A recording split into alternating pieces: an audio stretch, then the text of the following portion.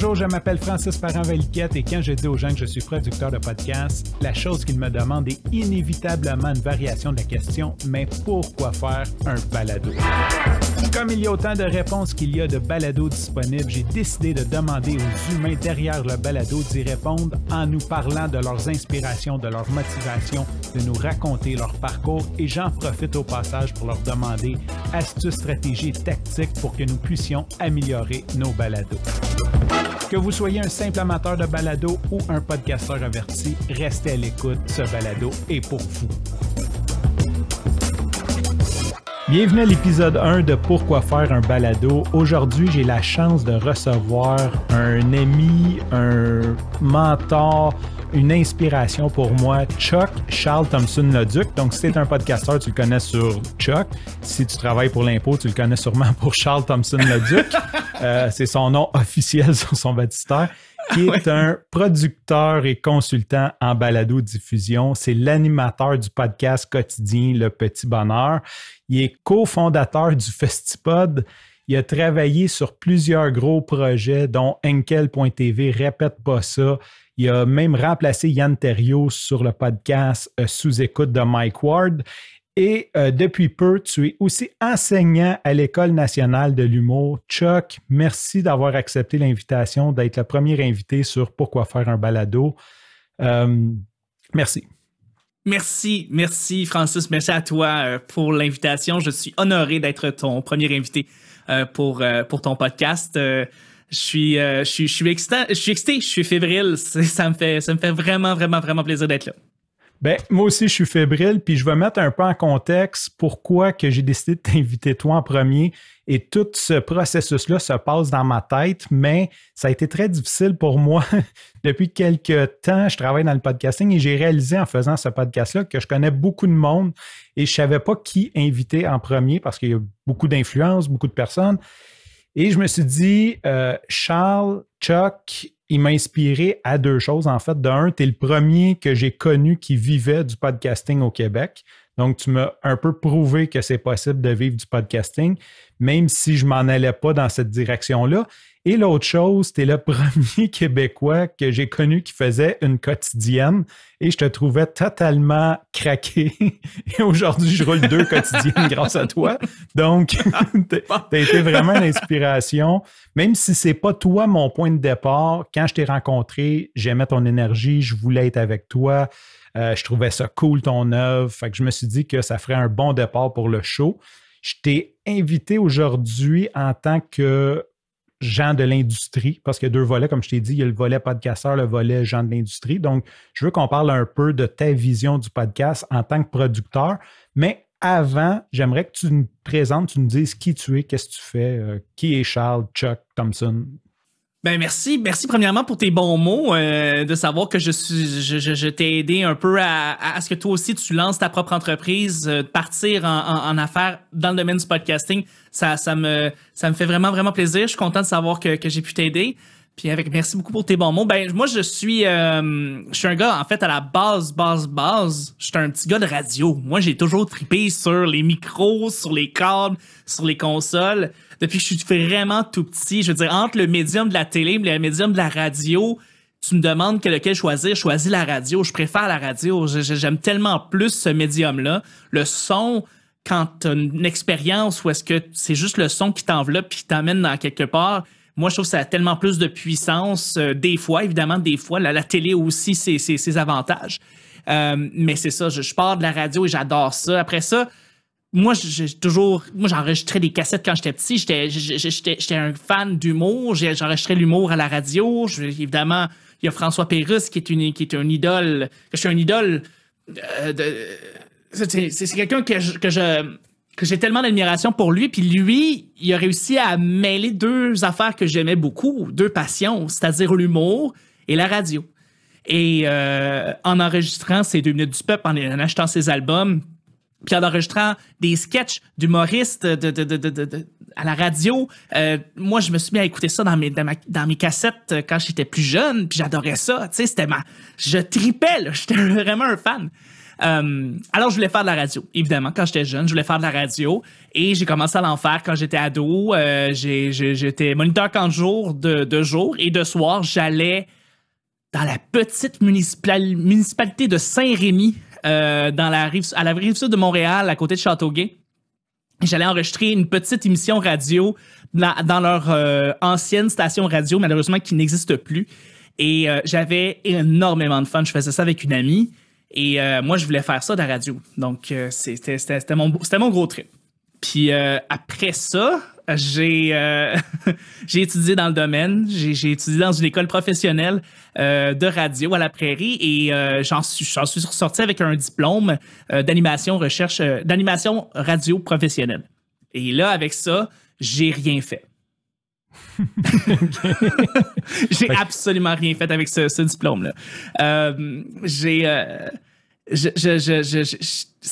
J'étais prêt. J'étais prêt à partir en région, aller m'installer dans une petite ville, aller commencer à faire de la radio là-bas et je l'ai jamais fait. J'ai choqué en bon français. J'ai vraiment eu peur. J'ai vraiment eu peur j'ai eu peur de en partie quitter Montréal, quitter la région métropolitaine. J'aime beaucoup, beaucoup l'endroit où est-ce que je vivais. Tu sais, j'étais un gars de Rive-Sud, mais je me suis installé à Montréal, puis je voulais rester là, tu sais. Puis là, je me disais, je sais pas si ça me tente de m'installer à Rivière-du-Loup, par exemple, pour faire de la radio là-bas. Ce qui n'est pas, en passant, j'ai une amie qui est allée faire le même programme que moi. Elle est allée là-bas, puis elle est allée s'installer là. Elle est très heureuse. Je voulais juste, moi, pas personnellement le faire. Et puis, c'est correct. Donc, à la place, j'ai fait pendant 10 ans un job qui me ressemblait pas vraiment. J'ai travaillé dans le domaine du marchandisage. J'ai travaillé en sécurité supervision. J'ai fait des jobs qui, créativement, étaient très limités, disons, pour moi. Et moi, j'ai toujours été un gars très créatif. J'ai toujours aimé le domaine des médias communication. Et là, c'est vraiment loin de ce que je faisais. Et ça a été 10 ans de calvaire. On dirait que je m'imposais un boulet. Je sais pas trop ce qui s'est passé, mais j'ai eu un choking de 10 ans de temps. Et à un moment donné, lors d'un moment où est-ce que j'ai refusé un shift de job qu'on voulait m'imposer en sécurité, où est-ce que j'ai dit non. Non. Puis en même temps, en parallèle, j'écoutais beaucoup de podcasting. En fait, le podcast, j'ai commencé à vraiment l'incorporer dans ma vie depuis près de 15 ans, on pourrait dire. 10-15 ans solides. Puis j'écoutais les premiers podcasts québécois qui étaient là, les Pas de problème de ce monde, j'allais dire les Justis masqués, non, c'est les Mystérieux étonnants avec Benoît Mercier. J'écoutais la commission des geekers dans le temps, ça existait. Ça, c'était avant Trois-Bières. Trois-Bières est venu s'installer après, puis c'est devenu un joueur majeur comme podcast au Québec, mais j'écoutais après ça les débuts de Trois-Bières. Puis évidemment, moi, l'appel de la radio en dedans de moi et du podcasting et de voir à quel point le podcast, dans un sens, c'est tellement mieux que la radio, je me suis dit, il faut que j'en fasse un. Là. Ça n'a pas de bon sens. Je peux pas juste rester et rien faire. Donc, pendant que je faisais la job que j'aimais pas, j'ai commencé à faire mon propre podcast et j'ai commencé à travailler vraiment fort pour faire le meilleur podcast possible. Et à un moment donné, je voulais que mon podcast soit quotidien parce que c'était comme ça que je me démarquais. Il n'existait pas de podcast quotidien au Québec. Donc, je me suis dit, je vais en lancer un. Je vais trouver une technique puis je vais en faire un. Et comme de fait, là, j'ai un podcast quotidien et je me suis mis à travailler activement très fort avec beaucoup de gens à l'extérieur. Et il y a beaucoup de gens qui se sont mis à aimer le médium du podcasting et m'ont demandé si je pouvais les épauler, les aider à lancer leur propre podcast, des fois être avec eux tout le long. Et c'est comme ça que j'ai réussi à me faire un nom, à tranquillement grandir dans le milieu du podcasting. Et puis, c'est la plus belle job au monde. Je veux dire, je peux pas me plaindre. Je suis un gars qui adore les gens passionnés qui vont parler de leur passion à travers ce médium-là. J'aime le fait que ce soit accessible. J'aime le fait que, contrairement à la radio, où est-ce que c'est des boss, c'est des décideurs qui prennent justement ces décisions-là, ça peut être monsieur, madame, tout le monde qui peut aller commencer à enregistrer son émission et parler de ce qu'il aime, puis faire des entrevues, faire de la fiction. Il y a aussi tellement de choses qu'on peut faire et on n'est pas retenu par rien, donc c'est le fun. J'aime toute cette liberté-là du podcasting. Donc, voilà, je veux dire, je travaille maintenant activement, professionnellement depuis 3 ans dans le domaine du podcasting. J'adore ça. C'est la meilleure job au monde. Et puis voilà. Je suis 100% d'accord avec toi que c'est la meilleure job au monde. Je suis quasiment gêné quand on me demande ce que je fais. Pour vrai? Que je vais conduire ma fille à l'école, là, puis tu vois les parents qui sont stressés pour aller travailler au gouvernement. Là, qu'est-ce que tu fais? Podcasteur, c'est comme. C'est génial! Genre, le monde ne comprenne même pas ce que je fais. C'est comme, non, mais c'est beau. C'est une job tellement cool là, pour tout le monde qui écoute et qui note. C'est une job vraiment cool. OK? Tu rencontres des gens extraordinaires, tu rencontres des créateurs extraordinaires, des gens qui ont des superbes idées, qui veulent les mettre en application. Puis toi, tu peux être... toi, t'assistes à ça. Toi, t'es là pour les aider là-dedans. C'est fabuleux. C'est un hub de création. C'est ça. Fait que je sais qu'aujourd'hui, je vais te parler de Chuck, le producteur, mais j'aimerais que tu prennes un petit 2 minutes pour ceux qui n'écoutent pas le petit bonheur, que tu dises c'est quoi le petit bonheur? Oui, le petit bonheur, ben c'est mon bébé. Hein? C'est mon bébé que je tiens depuis 7 ans. Et j'en suis très, très fier. C'est un podcast quotidien d'environ 20 minutes par jour, du lundi au vendredi. Et je reçois des invités qui sont en grande majorité des humoristes. Et on parle de tout et de rien. On pose des questions qui sont très banales, mais on apprend à connaître les invités et aussi les collaborateurs avec qui on est à chaque question. Donc, à chaque nouvelle question, on pose des questions aussi niaiseuses. D'ailleurs, je vais te la poser présentement. Francis, je me demandais... Moutarde de Dijon ou moutarde baseball, laquelle choisis-tu? Ça dépend, mais j'ai une préférence pour la moutarde baseball. Ah ouais, hein? Ah ouais. Mais tu trouves pas que la moutarde de Dijon est plus versatile? Tu sais, tu peux faire des vinaigrettes, tu peux faire des recettes, tu peux faire plein d'affaires avec la moutarde de Dijon.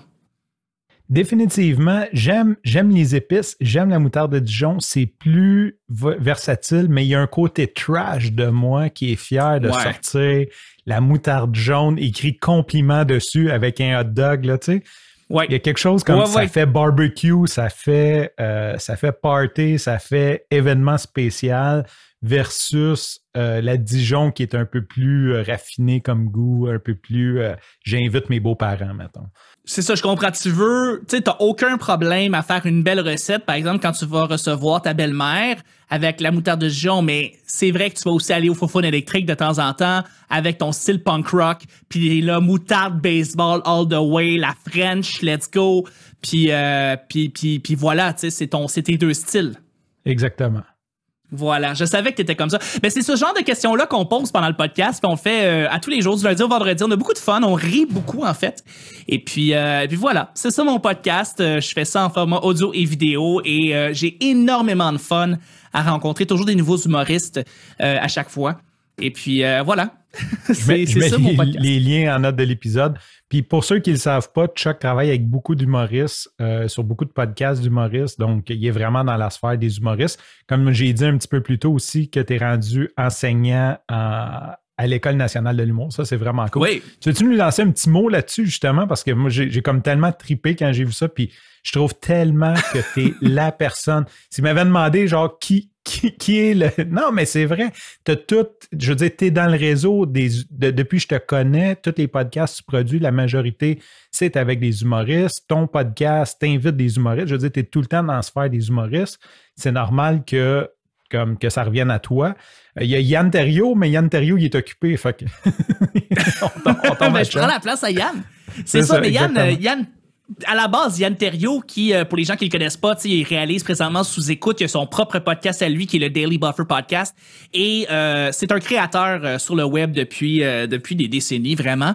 Puis c'est un des précurseurs dans le domaine du podcasting. Il y avait un podcast quand personne n'avait de podcast. Là, lui a commencé pas mal en même temps que Denis Talbot, qui est un des premiers. Benoît Mercier, même chose. Là, il était dans cette gang-là, tu sais. Mais c'est ça, Yann est très occupé aussi. Donc, souvent, ce qui se passe, c'est que, par exemple, il y a un projet, Yann se fait approcher puis il dit demande à Chuck à la place parce que je suis trop occupé. Fait que moi ça me fait plaisir, je prends les projets, ça me fait vraiment vraiment plaisir. Et c'est comme ça dans le fond que j'ai pu réaliser pendant une petite partie l'année dernière en 2020 certains épisodes de Sous-écoute qui a été une expérience comme j'en reviens toujours pas là, que j'ai pu faire ça. Mais pour revenir dans le fond à l'école, c'est que Yann faisait le cours initialement à l'École nationale de l'humour et puis il était trop occupé, fait qu'il m'a recommandé.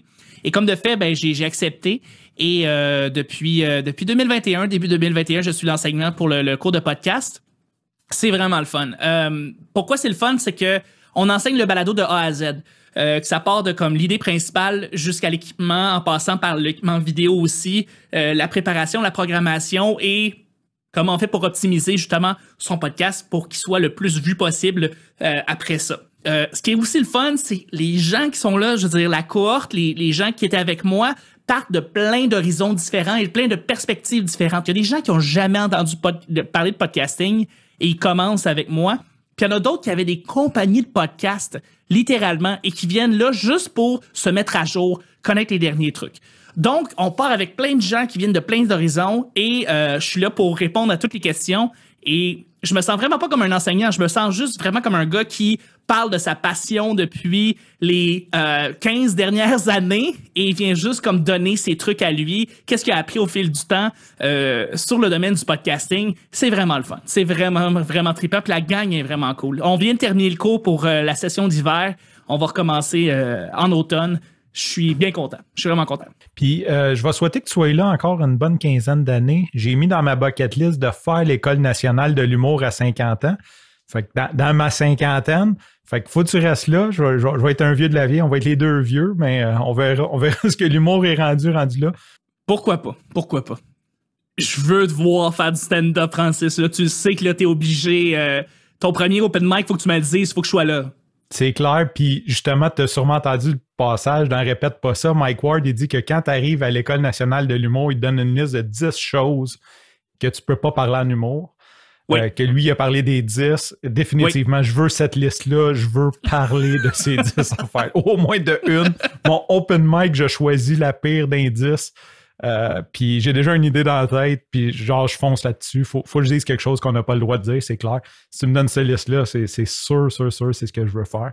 Mais Toute une belle introduction pour que tu nous parles un peu de ton entreprise. À qui ça s'adresse, tes services, c'est quoi tes services, puis à qui ça s'adresse? Il y a des gens qui nous écoutent qui pourraient être intéressés par ça.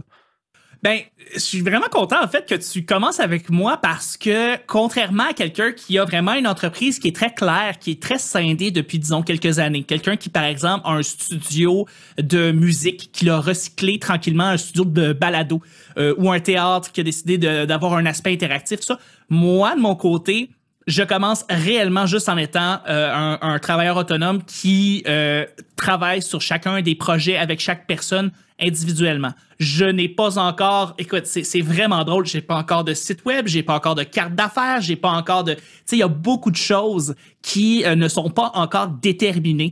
Par contre, tu sais, je me vois vraiment comme un tech qui va exécuter et qui va être là pour suivre pour t'aider et t'aiguiller, faire l'idéation de ton idée et l'amener jusqu'à un podcasting et après ça, t'assister là-dedans ou si tu veux partir de tes propres ailes, tu peux le faire.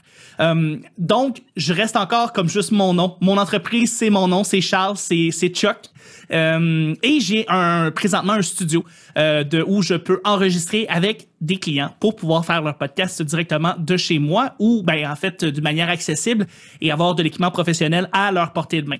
Donc, c'est comme ça vraiment que j'ai mon entreprise. Mais je sais qu'il y a présentement plein d'autres gens qui ont aussi déjà des studios de podcasting, quoi que ce soit. Je n'ai pas, moi, personnellement, la structure pour pouvoir avoir établi tout ça déjà. Je dois t'avouer que je travaille beaucoup. J'aime aussi partir des nouveaux projets, partir aussi beaucoup des nouvelles idées. Donc, c'est pour ça que présentement, je jongle avec avec le fait que j'ai pas là, tu sais, mon entreprise s'appelle ça, je fais ça. Je suis un technicien de son, podcasteur, producteur, créateur de contenu et je me spécialise dans le domaine de la balado-diffusion et de plus en plus dans le domaine aussi des événements en direct par vidéo parce que c'est en train de devenir quelque chose de très important étant donné les circonstances qu'on vit présentement. Une chose qui est méconnue du monde du podcast ou de la production de podcast qui mériterait d'être clarifiée ou que tu aimerais dire à nos auditeurs? Oui, la publication prend plus de temps qu'on le pense. La publication d'un épisode prend beaucoup plus de temps qu'on le pense. Et ça, les gens le prennent pour acquis. Que ce soit les gens qui pensent, qui songent se lancer un podcast ou les gens qui travaillent avec toi, mais qui disent « Ah, mais t'as juste à le publier. » C'est pas aussi facile que ça. Il y a beaucoup de travail et beaucoup d'étapes à faire la publication de podcast parce que c'est pas seulement de juste le mettre sur un hébergeur et sur YouTube. Faut que tu fasses une description, faut que tu ailles un thumbnail, faut que tu fasses des mots-clés, faut que tu ailles une programmation. Quand est-ce que tu veux sortir le podcast? Faut que tu le fasses dans une certaine manière. Et toutes ces choses-là prennent beaucoup de temps. Et donc, oui, je pense que s'il y a une chose que je peux dire aux gens qui songent se lancer un podcast, oui, le montage, c'est long. Oui, la préparation, c'est long. Mais la publication aussi, c'est long. Donc, je voulais juste te dire. Voilà. Chuck, je t'aime. J'aurais pas répondu ça, mais on se comprend. On se comprend totalement. Des fois, en tout cas, moi, toi aussi, t'as une quotidienne, mais toi, t'es pré-enregistre. Moi, je suis souvent comme borderline. Fait que souvent, il est comme 11h le soir, j'ai fini, mon montage est fait, puis à minuit, j'ai pas fini de publier. Non, mais non, c'est un autre demi-heure, une autre heure, si tu veux t'appliquer sur ta description. C'est long faire ça, tu sais. Fait que ça, c'est la petite étape que tout le monde skip, mais que finalement, ça fait partie tout autant que le montage. Puis que. Ah, mais. Parce qu'un épisode pas diffusé, ça reste un fichier audio sur son ordi. C'est ça. Souvent, ce qui arrive, c'est tellement drôle, ça me fait tellement rire. C'est quasiment quelque chose, un move qui arrive à chaque fois, là. Je travaille avec quelqu'un, on fait un podcast ensemble, je fais le montage,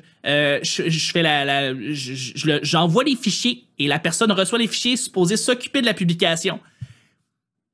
2 fois sur 3, après 2 à 3 publications, on me demande si c'est possible que moi, je fasse la job de faire la publication parce qu'ils veulent pas la faire, cette job-là. Ils se rendent compte que c'est beaucoup de temps. Donc voilà, je me rends compte que la publication, ça peut être difficile des fois pour certaines personnes. Je l'ai inclus dans mon prix. Puis la technique qu'on a développée, nous autres, de notre côté, c'est, mettons, sur YouTube, on va tout de suite l'uploader sur YouTube, puis on va le mettre private. Fait qu'on va tout comme... Fait que théoriquement, si c'est approuvé, il y a rien qu'à cliquer genre sur la date de diffusion qu'ils veulent mettre. Il reste juste ça à faire au client. C'est un des pires moments que tu fais comme « Ah, t'as juste... Ah, par contre, je vais t'avouer que moi, quand je publie le petit bonheur, je le prépare à l'avance. Et quand les 5 épisodes sont prêts, préparés, les thumbnails sont là, toute la description, ça, et que c'est comme genre programmé, puis il y a une satisfaction là, immense qui rentre en moi. Il y a, comme tu peux pas savoir, là. Ça me fait tellement du bien. Là. Quand on parle de processus de création d'entreprise, souvent, ce qu'on va entendre, c'est les fails, c'est les difficultés, c'est les moments cocasses. As-tu un moment où tu t'es planté, quelque chose de drôle ou une difficulté que tu as surmontée, que tu pourrais nous raconter dans ton processus entrepreneurial en podcasting? Je dois t'avouer que je n'ai jamais eu de fail à un point où est-ce que, par exemple, quand j'ai enregistré le fichier, il a été corrompu ou j'ai pas été capable de le réouvrir ou que j'avais eu des misères à publier quoi que ce soit. J'ai fait un podcast pendant 2 ans et demi avec quelqu'un qu'on connaît ensemble qui s'appelle Maxime Tardif. Salut Maxime. On salue Maxime. On faisait un podcast qui marchait vraiment bien, qui s'appelait Les Machines. Et moi, je m'occupais de faire la publication sur les différentes plateformes. Et on arrive encore à la publication, justement. Moi, avant, j'avais un très mauvais Internet. Et je devais m'assurer à ce que l'épisode soit prêt à 6h le matin les vendredis pour que les gens puissent l'écouter sur YouTube et l'écouter en balado. En balado, il n'y a pas de problème. Tu le déposes sur un hébergeur, c'est un fichier d'en bas d'une centaine de megs, c'est correct. Un fichier vidéo d'une entrevue complète, ça peut être 6, 7, 8, 9, 10 gigs. Le déposer avec quelqu'un qui a l'Internet très mauvais, c'est horrible parce que ça prend toute une nuit. Et quand ton fichier, tu te rends compte qu'il y a une erreur puis qu'il faut que tu refasses le fichier au complet et que tu le réenvoies, c'est un stress qui est sans fin. Donc, des fois, je me ramassais malheureusement dernière minute à le publier pour qu'il soit prêt pour 6 heures. Je devais des fois m'assurer que le fichier soit sur YouTube et qu'il fonctionne. Il fallait que je me lève à 5 heures le matin pour vérifier si le fichier est bel et bien prêt pour que les gens puissent y accéder à 6 heures. Puis des fois, c'était... je me rendais compte, je venais de finir le montage, il était rendu minuit, je pars le montage, le fichier prêt, il est rendu 1 heure, je regarde le fichier, je me rends compte qu'il y a un problème. Fait qu'il faut que je refasse le fichier au complet. Ça reprend une autre heure. Il faut que je le réenvoie. Là, je me demande si je vais arriver dans les temps. Fait que ça, c'était c'était une grosse période de stress. J'ai toujours réussi à finalement les publier tout le temps. Également, j'ai fait des enregistrements, beaucoup d'enregistrements avec beaucoup de gens. Et ça arrivait souvent que moi, j'enregistre toujours avec deux versions. Une sur l'ordinateur et un en enregistrement externe avec un enregistreur comme un Zoom H4n. Je prends un petit Zoom, je le branche à l'extérieur de ma console. Ça me permet d'avoir un enregistrement en cas de quoi que ce soit. Et ça arrivait quelquefois que le fichier était corrompu sur l'ordinateur, mais qui fonctionnait bien sur le petit enregistreur. Donc, j'ai dû monter à partir des fichiers que j'ai eus sur l'enregistreuse. Ça me donnait une dose de stress, ça.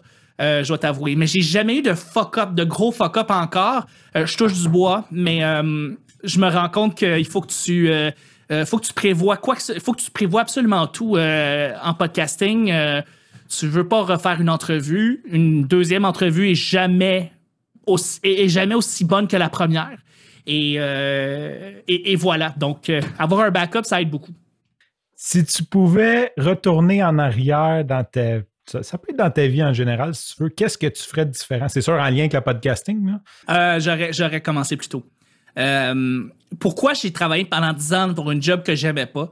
Je suis pas encore capable de l'expliquer. C'est un blocage mental que j'ai eu. Mais si j'avais pu commencer à faire du podcast au début des années 2000 avec tout le monde, parce que je me rends compte que c'est un médium qui est un peu plus libre que la radio. T'as pas de contraintes, t'as pas de temps limite, t'as pas de sujet que tu peux pas parler. Si j'avais pu commencer à faire du podcasting au début des années 2000, je l'aurais fait. Puis d'après moi, ça aurait mené à quelque chose de différent présentement. J'aurais peut-être une entreprise ou j'aurais peut-être une entreprise, on va dire, tu sais, j'ai une entreprise, mais j'aurais une entreprise beaucoup plus claire et concrète. Je veux juste revenir sur quelque chose d'intéressant. Tu sais, tu disais, j'ai pas de carte d'affaires, j'ai pas de site web, j'ai juste Chuck. Puis souvent, ce que je dis aux entrepreneurs, mes amis qui commencent quoi que ce soit, quand tu es en train de faire ton site web ou choisir la couleur de ton logo, tu es en train de procrastiner. Fait que sans le savoir, toi, tu as fait la bonne chose parce que tu es supposé d'être sur le terrain. Là, c'est dur à dire en temps de COVID, mais tu es supposé d'être sur le terrain, serrer des mains, dire « Je m'appelle Chuck, je peux produire ton podcast. » Si tu as passé 1 an à faire ton site web, puis que tu lances, ça fait pas 1 an que tu es en affaires, tu es toujours au zéro. Je veux dire, tu commences à compter quand tu as ta première vente. Tu sais, quand est-ce que tu as commencé à promouvoir ton service de façon active, c'est là que ça part. Fait que bravo, parce que sans le savoir, tu as fait la bonne chose. Mais merci, puis si tu peux, écoute, je peux juste renchérir sur ce que tu viens de dire, quelque chose de très concret. Ma copine s'est lancée en affaires il y a 1 an, et c'est exactement ce que tu viens de dire, c'est exactement ce qu'elle a fait. Elle a commencé à partir en pleine pandémie son entreprise et tout ce qu'elle a fait, c'est du PR, faire des rencontres Zoom, rencontrer des gens, et elle a fait ça à tous les jours, constamment. Et elle a réussi à avoir ses premiers contrats quelques mois après avoir lancé son entreprise en pleine pandémie, pendant que des entreprises qui commencent pendant la première année, souvent, ils s'attendent à ce qu'ils soient déficitaires. Elle commençait à faire de l'argent, commençait à faire des bons sous. Alors, je suis encore flabbergasté par son travail, mais elle fait exactement ce que tu dis, c'est-à-dire se montrer, se présenter à tout le monde, à dire à la terre en entier, j'offre des services. Et en le faisant, plus rapidement, tu vas aller chercher justement des contrats puis des podcasts, justement, des nouveaux podcasts à travailler. On va te demander d'être Nostradachuck, l'avenir du podcast. Qu'est-ce que tu vois dans l'avenir du podcast de ton côté? Ben, j'ai souvent l'impression que les meilleurs podcasts, c'est souvent les personnes qui persévèrent, qui vont le pousser, en fait, qui vont s'améliorer, tu sais. Donc, les meilleurs podcasts vont rester les podcasts qui sont moins bons, avec les gens qui sont peut-être pas qui ont peut-être pas le meilleur, j'allais dire minding, là, mais tu sais, comme la meilleure, les meilleures intentions, ils vont prendre le bas, ces podcasts-là. Donc, il va y avoir un filtre naturel qui va se faire. Et il y a un boom présentement du podcasting au Québec. Ce boom-là existait aux États-Unis il y a 10 ans et on est en train présentement de sentir la vague. Donc, ce que ça veut dire, c'est que les gens qui sont les plus tenaces et qui vont continuer à tenir leur podcast, peut-être quand il y a moins de gens qui vont vouloir s'en lancer un dans quelques mois ou années, ils vont se démarquer beaucoup parce que leur podcast, s'il continue à s'améliorer puis à être meilleur et tout ça, ils vont aller chercher justement de la business, ils vont aller continuer à aller chercher des gens qui vont venir s'intéresser à leur entreprise, vont s'intéresser à leur passion, ils vont venir vouloir continuer leur communauté. Et le podcast, c'est un médium qui justement n'est pas réglementé, n'est pas contrôlé par le CRTC. Ça va, d'après moi, continuer à faire vivre des passions et des communautés d'une manière unique et différente encore dans les prochaines années, et ça va continuer à perdurer. Je pense qu'il va y avoir encore, c'est difficile, mais plus de diversité. Je veux dire, c'est un problème que je disais il y a 5 ans, mais tu sais, il manque des femmes en animation, en podcasting. Il manque cruellement des femmes à la tête de podcast. Mais il manque aussi beaucoup de gens de toutes les nationalités au Québec qui viennent faire leur propre podcast. Et d'après moi, dans les prochaines années, il va y en avoir plus. C'est difficile, mais on est en train tranquillement d'amener beaucoup de gens de toutes les perspectives et toutes les cultures dans ce médium-là. Et je pense que c'est ce qu'il y a le plus beau. Je pense que d'avoir plus de podcasts et de pousser les idées, ça va t'amener encore plus de créativité. On va aller encore plus loin. Puis voilà, je pense que ce médium-là est là pour continuer. Je pense que la radio s'en inspire de plus en plus pour elle-même faire sa propre radio. D'après moi, la radio et le podcasting va faire un peu ce que la télé et YouTube font, c'est-à-dire que les deux vont travailler conjointement de plus en plus. Parce que c'est un peu la nature des choses, tu sais. Fait que c'est Video Kill the Radio Star. Donc, faut penser un peu comme ça, tu sais. À chaque fois que la tune passe, je dis genre The podcaster kills the radio star. Genre, c'est ça que je me dis aussi, tu sais, la chanson de Buggles. Mais oui, je pense que oui. Podcast kill the radio star. Ouais, ça marche en plus, ça fit dans la tune. Ça marche. On va se faire un karaoké quand on sera plus confiné, puis on va chanter ça ensemble. Qu'est-ce qu'on te souhaite, Charles? Là, on a parlé de l'avenir du podcast, mais toi, ton avenir, qu'est-ce qu'on te souhaite? C'est vraiment simple, puis ça va être peut-être pas quelque chose qui est très, très, très en lien direct avec mon entreprise. Moi, je veux être heureux dans la vie. Okay? J'ai cherché à vouloir enlever toutes les zones de stress puis de pousser sur juste les choses qui m'allument. Pourquoi est-ce que j'aime le podcasting? C'est que je travaille avec plein de gens différents qui ont toutes des idées différentes et je veux pas faire le même podcast 2 fois. Vraiment pas. Il y a des gens qui m'ont approché pour faire des podcasts et c'était trop similaire à d'autres podcasts. Donc, j'ai dit non, je veux pas travailler, je veux pas faire des affaires différentes. Je veux pas faire des affaires qui se ressemblent, je veux faire toutes des affaires différentes. Donc, je veux continuer à cultiver ça, les projets différents. Donc là, je fais beaucoup de podcasting, je fais de plus en plus de retransmissions d'événements en direct, je fais de plus en plus de réalisations aussi. Là, on a parlé tout à l'heure d'un équipement que tu étais allé te chercher qui te permettait de pouvoir faire la réalisation en direct d'événements filmés, qui est le petit ATEM Mini Pro, un petit aiguilleur qui te permet de changer de caméra. Mais ça, ce petit objet-là, en fait, représente ce que moi je faisais au secondaire. Quand j'étais au secondaire, j'étais réalisateur pour mon école secondaire. Je faisais des shows en direct et on avait un aiguilleur, un vieil aiguilleur poussiéreux, mais quand même, on en avait un et je veux faire ça. Donc, je veux m'en aller tranquillement vers la réalisation et comme j'ai dit tout à l'heure aussi, je veux jouer aussi plus souvent. Donc, faire beaucoup de voix hors champ, c'est quelque chose qui m'allume beaucoup. Donc, dans l'avenir, c'est faire de plus en plus plein d'autres choses qui m'allument encore et qui me rendent heureux ultimement. C'est ça et continuer à développer des projets de podcast vraiment intéressants et vraiment allumants et peut-être à un moment donné arriver à des projets avec des ressources et avec un prestige comme un This American Life qu'on a aux États-Unis ou un The Daily du New York Times avec une qualité de production qui se rapproche énormément à ça. Je sais qu'on a des excellents podcasts qui ressemblent à ça présentement, mais quelque chose qui nous amène ailleurs comme This American Life. J'aimerais ça peut-être pouvoir créer ça ici au Québec, tu sais, et faire plus encore. Donc voilà. On te le souhaite en tout cas. On te souhaite ça. Merci beaucoup. Je pense que tu as tous les outils et le mindset pour le réussir.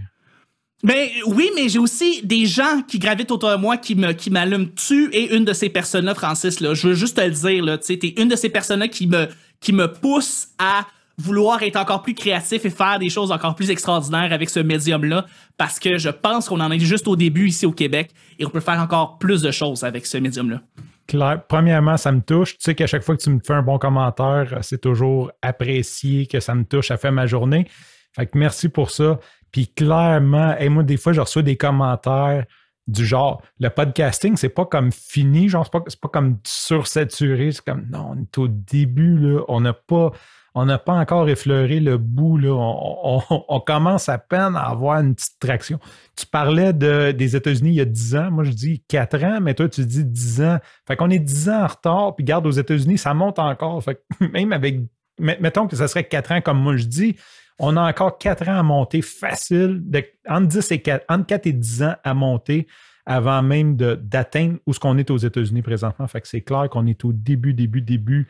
On est à l'âge de pierre encore, malgré les 20 ans du podcast, on est encore vraiment dans les débuts.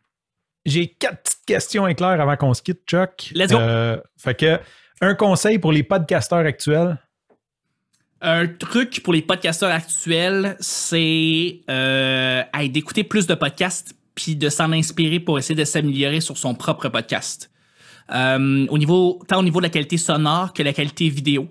Je trouve ça important de recevoir des fois un coup de poing dans le ventre puis de faire dire « Oh boy, ok, ouais, t'es peut-être pas rendu au niveau que tu voudrais. » Et de regarder d'autres podcasts pour justement s'en inspirer puis essayer de faire mieux de notre côté parce que tu fais juste élever après ça le médium. Donc, écouter d'autres podcasts, c'est ça le truc que je donne. J'en ai ajouté beaucoup récemment. Beaucoup de podcasts qui me font dire « Eh boy, j'ai des croûtes à manger, je vois des affaires qui se font en Angleterre, je vois des choses en Australie que j'écoute qui sont incroyables. » Un conseil pour ceux qui songent à lancer un podcast? De mettre leur idée sur papier. Je sais que c'est extrêmement cliché, je l'ai entendu mille et une fois quand j'entendais du monde qui voulait se lancer des projets créatifs. J'entendais souvent « Écris-les, mets-les sur papier. » Mais je me rends compte que ça marche. Ça marche énormément. Tu écris ton podcast, qu'est-ce que tu veux faire, c'est quoi le but de ton podcast, qu'est-ce que tu veux parler, tu écris sur papier la fréquence, tu veux faire un podcast toutes les semaines, et tu veux, dans le fond, en le mettant sur papier, tu es vraiment capable de bien le synthétiser également dans ta tête. Ça revient dans ta tête, puis là, tu es capable de faire, OK, je suis capable de faire le prochain move, d'aller chercher de l'équipement, d'aller inviter des amis pour commencer à enregistrer, de le mettre sur papier, ça te pousse à en faire un, ultimement. Parce que si tu le gardes dans ta tête, ça se peut que tu le fasses pas. Fait que c'est ça, de le mettre sur papier pour ceux qui songent à partir un podcast. En moins d'une minute, on répond à la question « Pourquoi faire un balado? » Pour parler de sa passion, quand j'ai fait l'école nationale, quand j'ai fait le cours, c'est une des raisons premières de faire un podcast. Pourquoi faire un podcast? Pour parler de sa passion. Si tu parles des choses que t'aimes, tu parles de ton petit noyau à l'intérieur de toi, là, tes hobbies, les choses qui t'allument, les choses qui te rendent vivant, les choses qui te rendent humain. C'est ça un podcast. Ça t'amène là. Ça te permet de pouvoir connecter pour vrai avec l'intérieur de toi-même. Je sais que c'est super spirituel ce que je viens de dire, puis un peu comme mais c'est vrai. C'est parler de ta passion, de ce qui t'allume, de ce qui te drive dans la vie, Colin. C'est ça. C'est ça, faire un podcast. Dernière question, en fait. Shoot out un produit, un service en lien avec le podcast que tu aimes particulièrement, que tu veux dire à tout le monde? Un petit outil pas très cher que j'aime bien, puis j'irai pas dans le matériel physique. Je vais aller avec un petit service qu'on trouve sur Internet qui s'appelle Tunes2Tube. C'est un petit service que j'utilise depuis les 7 dernières années. Et une des règles de base que je dis à tout le monde qui veut se lancer un podcast, c'est que si ça va être un podcast audio, mets-les aussi sur YouTube. Mets-les sur YouTube, mets-les sur une chaîne, entrepose-les là, parce que, je veux dire, on sait jamais ce qui peut arriver, mais de l'avoir sur ton YouTube, ça peut t'aider après ça à alimenter ton YouTube, ça peut te permettre de faire plein d'autres affaires. Fait que mets-les sur ton YouTube. Pour le mettre sur ton YouTube, à la place de faire un gros montage long qui sert à rien à partir de logiciels vidéo, tu peux faire affaire à un service comme Tunes2Tube. Donc, tu mets ton MP3, tu mets ta vignette, ta petite image, et le service pour toi va faire la vidéo et va l'envoyer à ta chaîne. Après ça, toi, tu peux rajouter le titre, la description, tu peux le programmer pour qu'il sorte à une certaine date, tu peux rajouter tes keywords, tes mots-clés. Et c'est un service que j'utilise depuis, en fait, même près de 8 ans. Depuis que j'ai commencé le petit bonheur, quand au début, il n'était que audio. Et j'ai utilisé ce service-là depuis 8 ans, mais pendant près de 7 ans, je l'ai utilisé. Maintenant, on est en vidéo, donc j'utilise plus le service. Mais c'est un service qui a fait ses preuves. ça fait la vidéo, peu importe la longueur, là, ça peut S'il y a faire une quelque vidéo de chose, 1 à heure, partir de un podcast maintenant, de 1 je sais heure, pas s'il y a avec quelque l'image chose tout le que t'aurais long. aimé Ça fait la parler, vidéo que je t'ai en pas posé la 3 question, minutes. Ça c'est l'envoie à sur ta ton chaîne. tour. C'est Je fabuleux. te laisse la parole Ça là-dessus. s'appelle Tunes. Je sais que tu veux pas parler de tes émotions, Francis, mais là, on va parler de tes émotions. Non, on va parler de tes aspirations, justement. T'étais curieux de savoir, moi, où est-ce que je me vois, justement, dans quelques années? Qu'est-ce que je veux faire? Qu'est-ce qui va m'allumer? Qu'est-ce que je veux faire dans quelques années? Je veux savoir ce que toi, tu voudrais faire, parce que tu es très bien parti pour ton entreprise dans le domaine du balado. Donc, est-ce qu'il y a quelque chose de plus que tu voudrais faire, ou est-ce que tu voudrais que ton entreprise prospère, de se solidifier, devienne plus grande? Où est-ce que tu t'enlignes personnellement? Je travaille beaucoup là-dessus. Merci, Chuck. J'ai promis dans l'épisode 0 que les autres épisodes n'étaient pas à propos de moi, mais merci de me renvoyer à la balle. Je suis curieux. Yes, sir. On est des chums, ça fait longtemps qu'on ne s'est pas parlé, là. Comment? Oui, c'est clair. C'est clair. En fait, je travaille fort là-dessus intérieurement. Fait que quand tu dis que tu ne veux pas parler de tes émotions, oui, il y a beaucoup d'émotions. Je vais saluer ma coach, Jenny-Laine, qui me coach sous hypnose pour ça. En gros, ma mission intérieure du podcast, de toucher la démocratisation du contenu. Puis selon moi, on est en train de faire un monde meilleur avec ça. Fait que je sais que c'est cliché, mais je travaille beaucoup dans cette optique-là de laisser la parole, que les gens aient une chance de pouvoir passer leur message, leur passion, peu importe, puis qu'on ait comme cette possibilité-là. Je trouve ça super. Puis ce que je veux faire, en fait, c'est vraiment de créer les outils qu'on va avoir besoin demain. Comme, je vais te donner un exemple présentement, une des choses que je travaille. J'aime ça. Tu as vu mes lives que tu me dis que tu aimais. Oui. Une des choses que je travaille, c'est de faciliter le workflow parce que je pense qu'il va y avoir de plus en plus de monde qui vont faire des lives, qui vont le transformer en vidéo. Fait que là, je veux faire des outils qui vont permettre de passer de live à podcast en très peu de temps, tout en passant par des outils automatisés qui vont nettoyer une partie du son, ajuster aux standards de l'industrie, au lieu d'avoir une espèce de son cacane zoom, que tu aies un son peut-être un petit peu amélioré, mais très rapidement. Fait que c'est des outils comme ça que je suis en train de penser, que je veux créer dans le fond. C'est une des parties. Puis l'autre partie qui m'inspire beaucoup, c'est la quotidienne. Moi, je pense que le podcast va remplacer la radio dans pas long parce que je vois ce que Spotify est en train de faire aux États-Unis, ça s'en vient ici. C'est fou, hein? Et ils sont en train de créer un merge entre ta musique et tes podcasts quotidiens pour que quand tu vas te rendre au travail, tu aies comme ta radio personnelle. Puis je crois beaucoup à ça. Fait que donc d'aider les gens, moi je gosse les gens à genre partir d'une quotidienne. Là. Je suis vraiment comme ça. Mes clients sont comme, hey, on fait ça hebdomadaire, pourquoi pas quotidien? Fait que je les gosse pas tant que ça, là, mais je suis vraiment. L'avenir du podcast, je pense que dans le quotidien, quand tu as une passion puis que tu vas pouvoir en parler de façon quotidienne, je pense que c'est vers là qu'on s'en va. Fait que je veux travailler tous ces outils-là qui vont nous aider à aller plus loin dans ce sens-là. Fait que je sais pas comment ça va se développer. Mais c'est ça que j'ai en dedans de moi, c'est vraiment d'aller chercher ces outils-là pour aider les gens à passer leur message. Et créer un meilleur monde, évidemment. C'est très beau et c'est très noble. Et je pense qu'on a besoin on a besoin de toi, en fait, pour justement monter à ce prochain niveau-là. Parce que tu as raison, je pense qu'on s'en va vraiment vers cette avenue-là. Fait que si tu peux le créer, tu peux créer ces outils-là, ben tant mieux. Savoir que je te connais aussi, c'est super cool de savoir que t'es on to the next big thing, comme on dit en bon français, là, mais t'es sur la prochaine grosse affaire ici au Québec. Ouais, non, vraiment. Puis il s'en fait des belles affaires, là. Je veux juste parler des gars de Balado Québec qui ont offert ce service-là, tu sais, d'hébergement gratuit pour ton podcast. Ça n'existe pas dans le monde, ça, tu sais. Si toi, tu peux ajouter des outils pour que les Québécois, Québécoises puissent faire leur podcast plus rapidement, plus facilement, c'est juste meilleur pour tout le monde. Fait que oui. Chuck, si les gens veulent te rejoindre, je sais que tu n'as pas de site web, c'est quoi le point d'entrée si on veut rentrer en contact avec toi, connaître plus sur toi, tes services, ton podcast? Oui, bien sûr. Ben, en fait, moi, j'invite toujours les gens à aller m'inscrire, à aller m'écrire personnellement sur Messenger, sur Facebook directement ou par LinkedIn. C'est toujours par là que je parle avec les gens. Donc, Charles Thompson Leduc sur LinkedIn, Charles Chuck Thompson Leduc sur Facebook, et je vais vous parler directement comme ça pour lancer votre podcast. Merci beaucoup, Chuck. Merci, Francis. Merci pour ce bel épisode-là, pour ce premier épisode-là d'une longue série. Je t'en souhaite 50, je t'en souhaite 100. Je te souhaite de rencontrer tout le monde qui travaille dans le domaine du balado et plus même. Donc, je te souhaite des belles découvertes. On doit en faire un épisode où est-ce qu'on se retrouve, là. Dans une couple d'épisodes, faut que ça me ferait plaisir de revenir. On fait un bilan de tes 50 premiers épisodes. Un certain chiffre, ça sera peut-être 50, peut-être 100. J'aimerais ça qu'on inverse les rôles. Tu vas animer Pourquoi faire un balado, puis ça va être moi l'invité. Ça me ferait un immense plaisir. Vraiment. En terminant, si tu as aimé le contenu de cet épisode, je t'invite à partager avec le plus grand nombre de personnes possible. Ce petit geste nous aide grandement à faire connaître le podcast. Je t'invite aussi à souscrire au podcast et à nous laisser un commentaire sur ta plateforme préférée. Sur ce, je te dis à la semaine prochaine pour un autre épisode de Pourquoi faire un balado.